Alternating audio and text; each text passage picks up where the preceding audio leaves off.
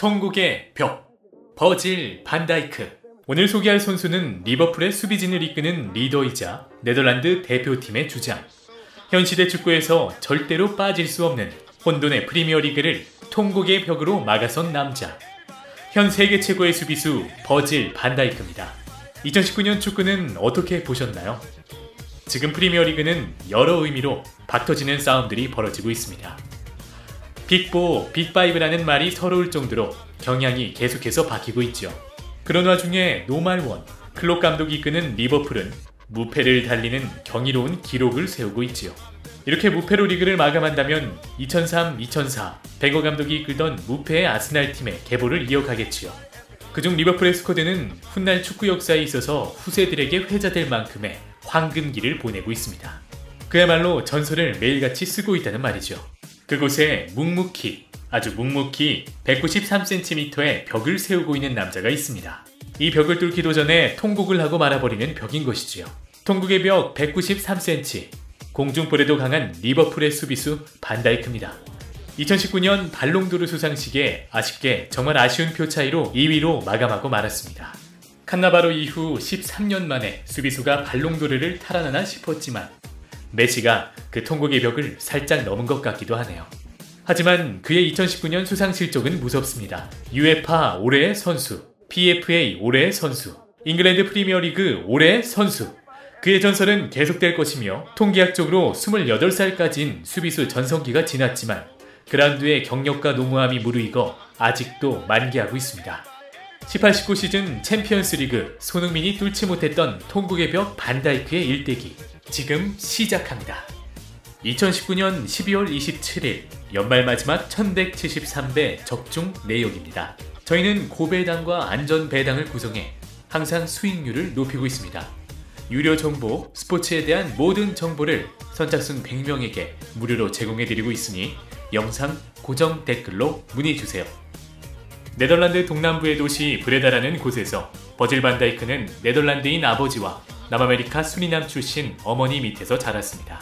동남부 도시 브레다는 NAC 축구클럽이 하나 있었지만 이 도시에서는 축구 선수가 거의 탄생하지 않았던 곳이었습니다. 그야말로 축구와는 거리가 조금 먼 도시이기도 했었던 것이죠. 브레다 토박이 출신 할아버지는 심판을 한 경력이 있는 나름대로의 축구인 집안이었고 가족 모두가 축구를 사랑했습니다.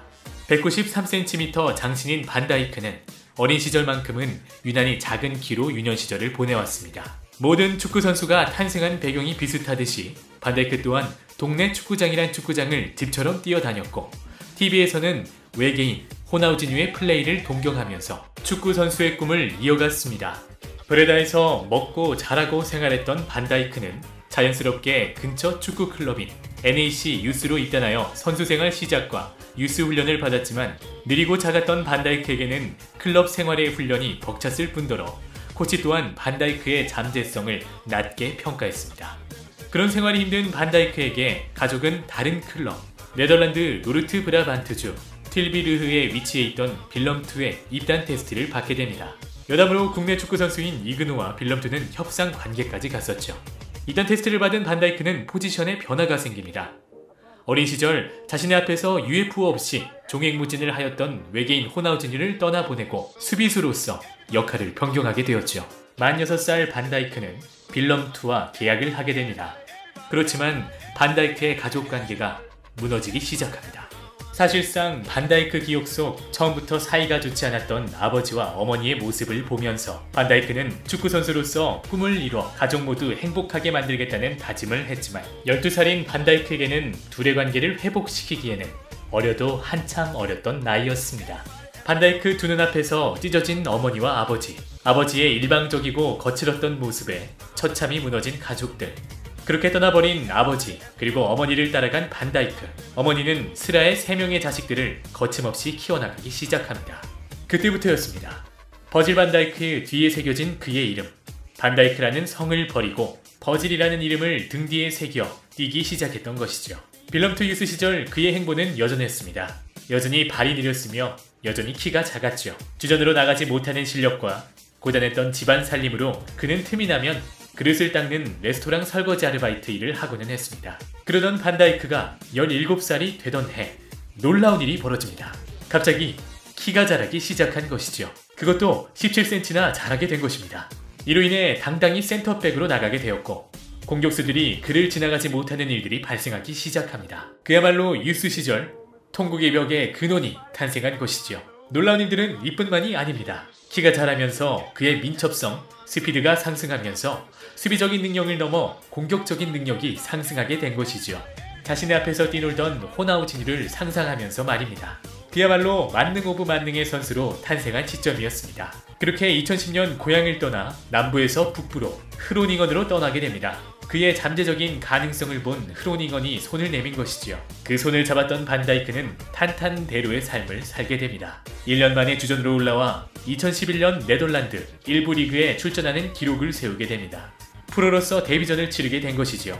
이렇게 빨리 프로에 데뷔한 것도 놀라운 일이지만 더욱더 놀라운 일이 경기에서 벌어집니다. 2골 1도움, 반다이크가 세운 이 기록으로 팀은 유로파에 최종 진출하는 마지막 티켓을 얻게 되었죠. 이 당시 국내 축구선수 석현준도 함께했던 시즌이었습니다. 그런 그에게 1년이 지난 2012년 여름 셀틱의 닐 레논 감독에게 전화가 옵니다. 39억에 그는 바로 스코틀랜드로 떠납니다. 평소 스코틀랜드 리그에 관심이 많았던 탓도 있었지만 그의 어머니를 위한, 그의 가족을 위한 반다이크의 선택이었고 그의 선택으로 힘들었던 가족들은 다시 일어나게 되는 계기가 됩니다. 저렴한 가격에 영입한 닐 레논 감독은 그가 오랫동안 셀틱에 있지 않을 거라는 예감을 했답니다. 아마도 그의 재능이 대단했고 무서웠기 때문이었겠지요. 이것은 그가 지나는 하나의 과정에 불과할 뿐이란 걸 알고 있었던 거였죠. 셀틱으로 옮겨간 반다이크는 거침없는 활약으로 스코틀랜드 리그 베스트 11에 선정이 되는 쾌거를 이룹니다. 또한 2013년 당시 스포츠 기자 전문가들이 최고의 유망주 중 한 명으로 그를 지목하기까지 이르게 되죠. 13-14 시즌, 14-15 시즌 셀틱에서 그의 활약은 대단했습니다. 2번 연속 리그 베스트 11에 선정되었고 15-16 시즌 챔피언스 리그에 출전권을 딴 셀틱은 반다이크와 함께 세계 리그를 밟는가 싶더니 로날드 쿠만 감독이 끄는 사우스햄튼으로 그 비행기를 타게 됩니다. 사실 그의 꿈의 종착지는 잉글랜드였던 것이죠. 스페인일 수도 있었겠지만 뭐 두 개 다 상위 리그이고 스코틀랜드는 스코틀랜드일 뿐이라며 쿠만 감독이 그를 데려오기 시작합니다. 1300만 파운드, 196억, 그의 이적료였습니다. 2015년 여름 그는 사우스햄튼의 옷을 입었습니다. 하지만 그를 노린 사람은 쿠만 감독뿐만이 아니었습니다. 그 당시 아스널의 감독 벵거까지도 마지막까지 그를 영입하려 했었죠. 하지만 그가 선택한 건 사우스햄튼이었습니다. 이후 호세 폰테와 함께 주전 센터백 듀오로 활동하며 팀 성적은 하위권에 머물렀지만 실점은 상위권이라는 기묘한 기록을 남기게 되죠. 반다이크 영입에 효과가 일어나기 시작한 것입니다. 그의 활약으로 6년 계약을 연장한 사우스햄튼, 그리고 그의 2016년은 엄청난 능력을 과시하며 세계적으로 그를 주목하기 시작합니다. 하지만 모든 영광 이전에 파도가 있듯이 거친 파도 하나가 그를 감쌌습니다. 2017년 레스터 시티전 부상, 그리고 참담한 결과 시즌 아웃. 거칠게 달려왔고 수만 번 쉬지 못하며 축구만을 바라본 그의 인생에 브레이크가 걸려온 것이었지요. 뛰지 못하는 그의 얼굴은 비참했으며 날지 못하는 그의 발은 한없이 초라해 보였습니다. 사우스햄튼의 벽이었던 그는 병실에서 통곡을 하기 시작합니다. 그렇지만 그의 재능을 알아본 팀들은 그에게 러브콜을 보내기 시작했습니다. 첼시, 맨시티, 그리고 리버풀. 하지만 사우스햄튼은 터무니없는 가격으로 그들의 영입을 막기 시작했으나 클롭은 포기하지 않았습니다. 너무 영입하고 싶은 나머지 그와 사적인 만남까지도 가졌으며 이로 인해 팀 의사와 상관없이 선수 개인과 이적을 협상하려 한다는 이유로 클롭은 홈페이지에 사과문과 함께 반다이크를 포기하겠다는 의사를 표명합니다. 이게 마음이 움직인 걸까요? 반다이크는 여러 차례 이적을 요청했습니다. 이로 인해 그가 훈련에 참가하지 않았던 말들도 나오지만 사실 사우스햄튼에서 그의 훈련을 캔슬했던 것이고 엎친 데 덮친 격으로 사우스햄튼의 성적은 바닥을 보이기 시작합니다. 그로 인해 공격수가 절실했던 사우스햄튼은 반다이크를 영입 가능 대상으로 가판대에 그를 올려놓고 맙니다. 그렇게 그를 둘러싼 2차 영입 전쟁이 일어났습니다. 그 후보로는 맨시티와 리버풀, 당연하게도 승리는 리버풀이었으며 리버풀 역사상 최고의 주급과 최고로 비싼 수비수 선수가 되었습니다. 136경기 11골, 그가 수비수로서 세운 기록이며 2018-19 시즌 그들은 토트넘을 물리치고 챔피언스리그 우승컵을 들었으며 2019-20 시즌 그들은 30년 만에 리그 정상을 노리고 있습니다. 그것도 무패 우승으로 말이죠. 그 속에, 그 혼돈 속에 거대한 반다이크라는 벽이 있습니다. 반다이크 특유의 침착함과 냉정함으로 여러 공격수들을 막아내고 있습니다. 그래서 그런지 맨유 레전드 리오 퍼디난드는 그의 플레이를 보면서 이렇게 말을 했습니다. 여러 어린아이들 가운데서 혼자 뛰노는 어른 같다며 말이죠. 그러면서도 다비드 루이스 같은 공격 성향이 강해서 그는 종종 프리킥을 차기도 골을 넣기도 합니다. 어린 시절 자신 앞에서 종횡무진 달렸던 호나우지뉴처럼 말이죠. 2020 발롱도르 시상식, 정말 아까운 몇 개의 표 차이로 2등에 머무른 반다이크. 리버풀의 영원한 캡틴 제라드는 리버풀의 마지막 퍼즐을 반다이크가 완성했다고 말합니다. 리버풀의 전설 마이클 오웬은 그는 기계와 같으며 세계 최고의 센터백이라고 칭하고, 레알의 핵심 선수인 라모스는 이제 발롱도르는 호날두, 메시의 상이 아닌 것 같고 그는 충분히 받을 자격이 있는 선수라 말합니다. 수비 전성기 나이 25살에서 28살, 28살의 반다이크, 그리고 클럽의 리버풀. 영입을 포기했던 클럽은 사실상 반다이크가 영입이 되었다는 걸 당일날까지도 모르고 있었답니다. 리버풀 영입진은 급하게 그와 사인을 했었고, 사실상 클럽도 반다이크를 원하고 있던 터라 의사를 묻지 않고 진행했다는데요. 이 사실을 뒤늦게 알게 된 클럽은 쾌재를 부르며 그의 축하 파티를 열었다고 합니다.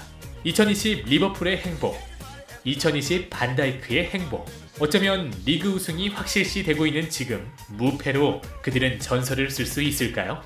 키가 작고 발이 느리며 외계인 호나우지니를 동경했던 어린아이는 이렇게 성장하며 누구보다 거대한 벽이 되었습니다. 우리는 어쩌면 지금 반다이크의 시대에 살고 있을지도 모르겠습니다. 저희 이슈 플레이어가 소속되어 있는 분석팀은 전문 분석 자료를 기초로 모니터링을 통한 경기 리듬과 팀 운영 상태로 전문 스포츠 자료 분석을 제공해드리며 국내 최초 도입된 데이터 알파고 기술로 동행복권 파워볼을 완벽하게 대조해 높은 수익률을 제공하고 있습니다. 적중률의 100%는 없습니다. 그러나 수익률은 100%가 가능합니다. 일확천금은 바로 여러분 눈앞에 있습니다. 매일 VIP 수익 정보방에서 많은 수익자분들이 나오고 계십니다. 저희 이슈플레이어 소속 VIP 수익 정보방에 초대받고 싶으신 분들은 PC, 모바일 모두 영상 고정 댓글에 오픈 채팅 링크를 참고 부탁드리겠습니다. 이만 다음 영상으로 찾아뵙겠습니다.